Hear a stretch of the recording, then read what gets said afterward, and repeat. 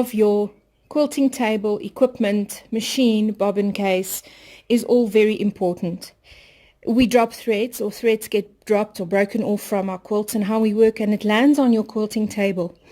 And if you're lucky, your machine will just run over it, but you will feel that bump in the road as you custom quilt your best feather in the border. And if you're not so lucky, then these threads that lie around on your table will get caught up in the wheels. So it's important to clean off your table and make sure you get rid of all of these little fluffs and bumps on your surface.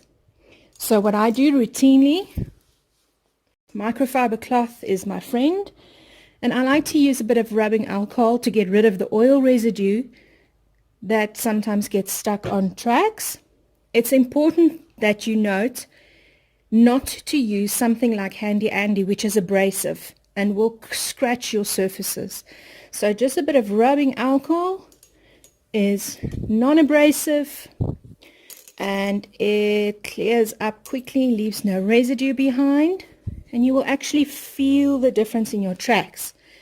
And this is from a machine that gets cleaned regularly. So you can imagine, if you've never done this before, for instance, you're going to have quite a bit of cleanup shock that happens. So do this often. Do this after every big quilt or 2 quilts. Decide on an interval and clean off your tracks. Okay? And you need to do that also on your horizontal tracks, on your bar, on your carriage where your machine runs.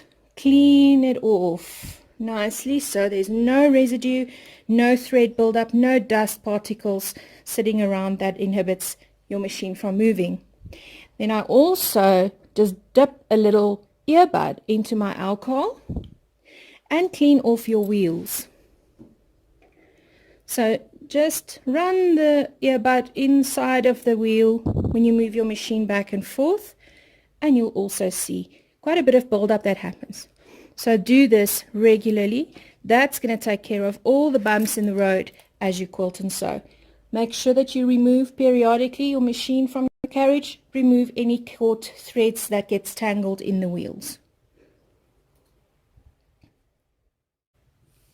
So cleaning the bottom wheels of the carriage, use your cloth, hold it against the wheels, and just move your carriage back and forth.